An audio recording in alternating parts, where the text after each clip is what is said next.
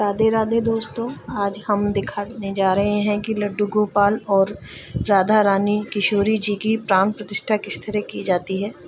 तो सबसे पहले हमने उनको जल सेवा दी। जल सेवा देने में हमने उनको एक बड़े से बर्तन के अंदर रख दिया और उसके अंदर जल डाल दिया। उसके बाद में हमने एक लाल कपड़े से उसको ढक दिया और उसको कलावे की मदद से या किसी धागे की मदद से आप उसको बंद कर दीजिए। कहते हैं कि जिस तरीके से अभिषेक होता है उसी तरीके से उससे पहले उनको प्राण प्रतिष्ठा के लिए अनाज, फल, सब्ज़ी आदि में रखकर उनकी प्राण प्रतिष्ठा की जाती है। उसके ऊपर हमने फिर कुछ फूल की कलियां रख दी। थोड़े समय के बाद में हमने उसको खोला और देखिए किस तरीके से मैंने उस धागे को खोला है। फिर मैंने उसके ऊपर से इस कपड़े को हटाया। इस कपड़े को अभी रखिए क्योंकि इसकी अभी हमें और ज़रूरत पड़ेगी। उसके बाद में हमने एक एक करके सभी विग्रहों को बाहर निकाला और अच्छे कपड़े से साफ तरीके से उसकी पोंछा है। वैसे सभी लोग एक एक विग्रह का प्राण प्रतिष्ठा करते हैं, पर आप सोच रहे होंगे एक साथ इतने सारे विग्रह की प्राण प्रतिष्ठा किस तरह की जा रही है। तो आपकी जानकारी के लिए मैं बताना चाहती हूँ कि ये सारे ही हमारे नए मेहमान हैं। हमारे घर में इनका आगमन हुआ है तथा हमने इनका प्राण प्रतिष्ठा करने का विचार किया था। इस तरीके से आप एक एक करके अपने विग्रह को पोंछें और किसी साफ़ सुथरे स्थान पे किसी एक साफ़ बर्तन में रखें। मैं ये भी बताना चाहती हूँ कि वैसे हम लोगों ने राधा रानी के प्राण प्रतिष्ठा का विचार किया था, पर शायद ये प्रभु की ही इच्छा है। इस तरीके से हमें एक साथ सभी विग्रहों का प्राण प्रतिष्ठा करने का अवसर प्राप्त हुआ। तो मैंने एक एक करके सभी को पानी में से निकाला और एक एक करके उनको साफ़ कपड़े से पोंछा और एक साफ़ बर्तन में उनको रख लिया। प्राण प्रतिष्ठा यूँ तो सब अपने अपने विचार से अपने अपने तरीके से करते हैं, पर हमारा यही तरीका है जिस तरीके से हमारे घरों में प्राण प्रतिष्ठा की जाती है। और कुछ लोगों का ये भी मानना होता है और कुछ लोग पूछते भी हैं कि हम लोगों को इन विग्रहों की या मूर्तियों की प्राण प्रतिष्ठा करना ज़रूरी है। तो देखिए, जो मंदिरों में प्राण प्रतिष्ठा होती है वो पूरे उच्चारण और सही पूजा विधि से होती है, लेकिन जिस तरीके से हम अपने घर परिवारों में करना चाहते हैं तो हम इसी तरीके से प्राण प्रतिष्ठा कर सकते हैं। उसमें कोई मंत्र या किसी पूजा की सामग्री की आवश्यकता नहीं है। अपने घर पे जो भी जिस तरीके से उपलब्ध है साधारण तरीके से हम अपने घर पे भी ये प्राण प्रतिष्ठा कर सकते हैं। और राधा रानी और लड्डू गोपाल जी दोनों की ही प्राण प्रतिष्ठा का करीबन एक जैसा ही प्रक्रिया है, तो उसमें कोई विचार की बात नहीं है। आप अपने घरों में भी अपने हिसाब से प्राण प्रतिष्ठा कर सकते हैं। अब जैसे आप चाहें तो किसी पंडित या किसी विद्वान को भी बुलवा करके प्राण प्रतिष्ठा कर सकते हैं, पर एक सरल तरीके से हम इस तरीके से भी अपने घर में अपने विग्रहों की प्राण प्रतिष्ठा कर सकते हैं। कुछ लोगों का मानना है कि जैसे लड्डू गोपाल जी को हम अपने पूजा में लाने के साथ ही विराजमान कर देते हैं तो उसी समय से वह हमारे घर के हो जाते हैं, अर्थात वो जब जिस टाइम से पूजा में बैठ जाते हैं उनकी प्राण प्रतिष्ठा मान ली जाती है या हमारे घर के हो जाते हैं। तो ऐसे में हमें आवश्यकता भी नहीं है कि हम किसी की प्राण प्रतिष्ठा करें या ना करें, लेकिन ये देखिए अपना अपना मत है। हमको लगता है कि प्राण प्रतिष्ठा करनी चाहिए इसलिए हमने किया। सबकी विचारधारा अलग है और सब अपनी विचारधारा के लिए स्वतंत्र भी हैं। तो इसके बाद में जल सेवा के बाद में फिर दोबारा से मैंने एक बड़ा बर्तन लिया, उसमें मैंने राधा रानी किशोरी जी को विराजमान किया तथा एक एक करके सभी विग्रहों को वापस उसी बर्तन में नीचे स्थान दिया। अब एक एक करके आप ये देख लीजिए कि आपका बर्तन, अगर आप एक से ज़्यादा विग्रह करना चाहते हैं तो बड़ा ही लें ताकि वो आसानी से उसके अंदर विराजमान हो सके। तो हमारे यहाँ पे तो ये सबसे बड़ा बर्तन था, तो मैंने इसी में इनको विराजमान किया है। एक एक करके बड़े ही सावधानी से विग्रहों को रखें ताकि वो आपस में न टकराएं, और इसी तरीके से मैंने भी सबको ले लिया है। अब जल सेवा के बाद में धान, धन, अन्न इनकी ज़रूरत होती है। अब दूसरा चरण जो होगा वो अन्न का होगा, तो उसमें आप गेहूँ, चावल इत्यादि किसी में भी उनको विराजमान कर सकते हैं। हम लोगों ने गेहूँ और चावल दोनों में ही विग्रहों को विराजमान किया था। आप चाहें तो खाली चावल या खाली गेहूँ से भी विराजमान कर सकते हैं। पर हाँ, एक विशेष ध्यान रखें कि अन्न में स्थान देने से पहले आप सभी के विग्रहों के आँखों पे पट्टी ज़रूर बांधें।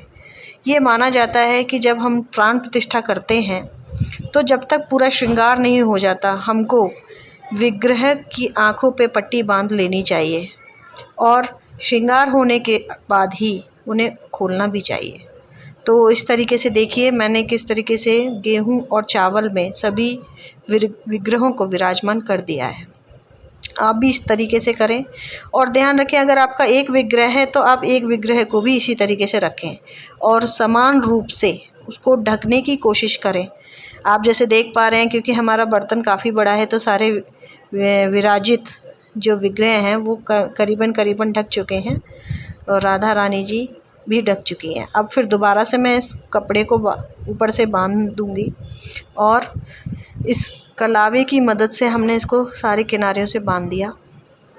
उसके बाद में पहले की तरह ही अब इस पे हम कुछ फूल की कलियां रख देंगे तथा थोड़े समय के लिए हम इनको विश्राम देंगे। प्राण प्रतिष्ठा 4-5 दिनों में भी होती है और 1 दिन में भी। आपके पास जिस तरीके से समय है आप उस तरीके से कर सकते हैं। देखिए, अन्न की सेवा के बाद में अब फिर से हम उनको विग्रहों को निकालेंगे। पहले मैंने कपड़ा हटाया, एक एक करके जिस तरीके से हमने जल में से विग्रहों को निकाला था उसी तरीके से हम एक एक करके अन्न में से भी विग्रहों को निकाल लेंगे। तथा इस टाइम विग्रहों को निकालते समय हमें बहुत विशेष ध्यान देना चाहिए कि वो आपस में न टकराएं और उनकी पट्टी भी ना खुले। एक एक करके बहुत ही आहिस्ता आहिस्ता हम एक एक विग्रह को निकाल लेंगे और किसी स्वच्छ स्थान पर, हम लोगों ने चौकी का प्रयोग किया है, आप किसी और चीज़ का भी प्रयोग कर सकते हैं निकालने के लिए और किसी बर्तन का भी प्रयोग किया जा सकता है। तो मैं बता रही थी कि प्राण प्रतिष्ठा 4-5 दिनों में भी होती है और 1 दिन में भी हो सकती है।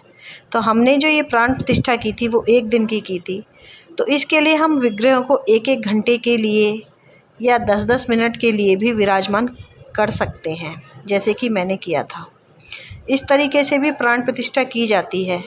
कुछ लोग इस प्राण प्रतिष्ठा के प्रोसीजर को बहुत लंबा लेके जाते हैं और 4-5 दिन के लिए भी करते हैं, तो वो भी एक सही तरीका है। पर आपके समय के अनुसार, आपके पास समय है और सही मुहूर्त अगर आप चाहते हैं तो उस हिसाब से भी कर सकते हैं।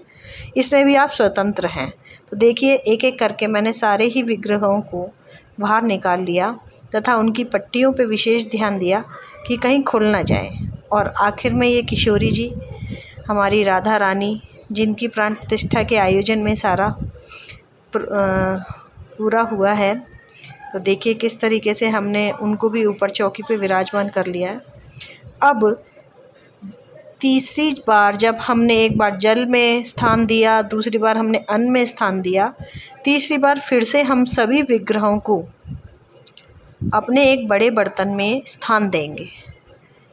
एक एक करके हम जिस तरीके अनेक और अलग अलग वस्तुओं में उनको स्थान दे करके उन्हें विराजमान करते हैं।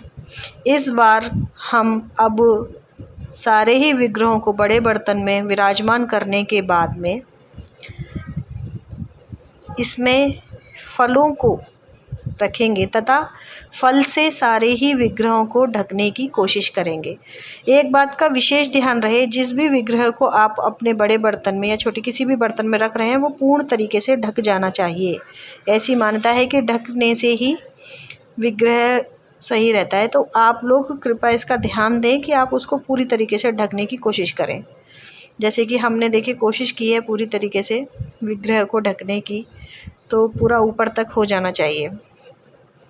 अब सब लोग अलग अलग तरीके से प्राण प्रतिष्ठा करते हैं, तो हम लोगों ने लेकिन इसी तरीके से की थी। आप किसी विद्वान को, पंडित को बुला कर के भी मंत्र उच्चारण के सहित भी प्राण प्रतिष्ठा करवा सकते हैं। लेकिन अगर आप चाहते हैं कि आप थोड़ा सरल तरीके से अपने घर पे ही कर लें तो आप इस तरीके से, इस विधि से भी कर सकते हैं।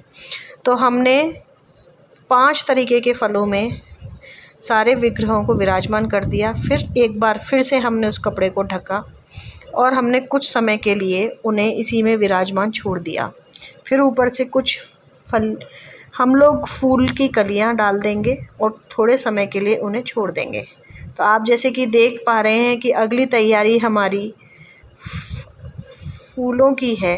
तो अब इस बार हम सारे विग्रहों को फूलों में विराजमान करेंगे। तो आप देख पा रहे हैं कि मैंने इस माला में से एक एक फूल निकाला है ताकि हम अपने विग्रहों को, अभी किशोरी जी को, राधा जी को, अपने लड्डू गोपाल जी को फूलों में विराजमान कर सकें। तो देखिए किस तरीके से मैंने सारी फूलों की कलियां निकाल के उसमें भगवान जी को उसमें विराजमान कर दिया है। फिर से कपड़े को ढकेंगे एक बार फिर से आप ढकिए कपड़े से और थोड़े समय के लिए विराजमान रखिए। अब इसके बाद में थोड़े समय बाद हम फिर इसको निकाल के अब आखिरी बार हम इसको सब्जियों में विराजमान करेंगे। हमें ये कोई तरीका नहीं है कि आप फल में रखें, सब्जी में रखें, पहले रखेंगे या बाद में, वो कोई तरीका नहीं है। आपका जैसे आपका श्रद्धा है, पहले आप चाहें तो सब्जी में रखें फिर फल में रखें, लेकिन एक सही तरीके के हिसाब से तो यही है।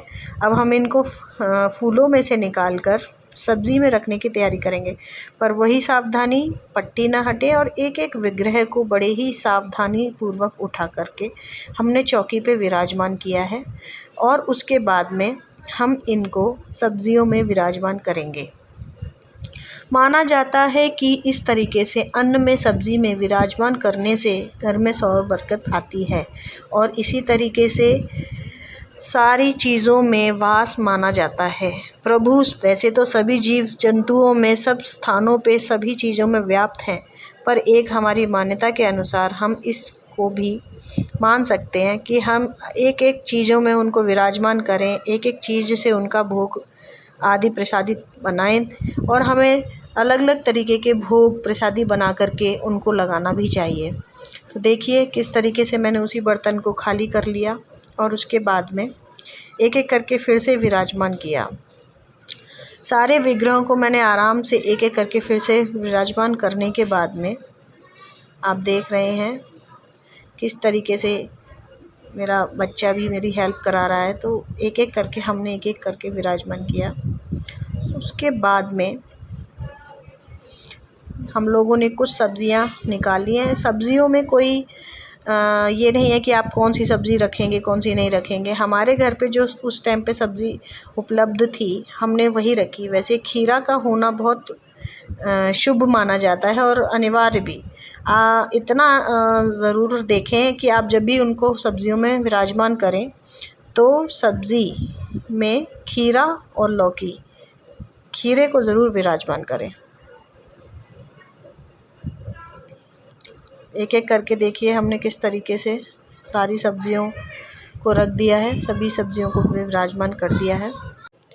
सारी सब्जियों में विराजमान करने के बाद में हमने उनको एक लाल कपड़े से ढक दिया, जिस तरीके से हमने पहले भी ढका था।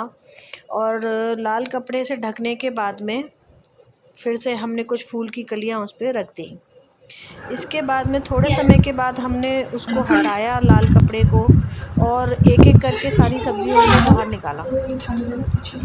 सब्जियों को बाहर निकालते समय थोड़ा ध्यान रखें कि विग्रह से वो ज़्यादा कुछ ऐसा ना हो कि विग्रह आपस में टकराएं, तो आराम से ही निकालें क्योंकि वो थोड़ा शुभ नहीं माना जाता है। तो इस तरीके से मैंने खीरे, आलू, लौकी, जो भी सब्ज़ी विराजमान की जिसमें भगवान जी को विराजमान किया था, श्री जी को और अन्य विग्रहों को मैंने उसमें से निकाल ली सब्जी।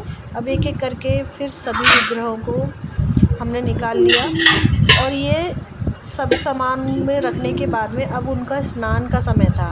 इसके बाद में हमें इनका स्नान कराना है। तो उस तरीके से उसी जिस पात्र में हम स्नान कराना चाह रहे थे उसमें हमने उनको एक एक करके निकाल लिया। अब जहाँ तक स्नान की बात है तो सबसे पहले उसमें हम लोगों को जल से स्नान कराना चाहिए। उसके बाद में पंचामृत में सारी चीज़ें होती हैं, जैसे कि आप जानते हैं दूध, दही, शहद।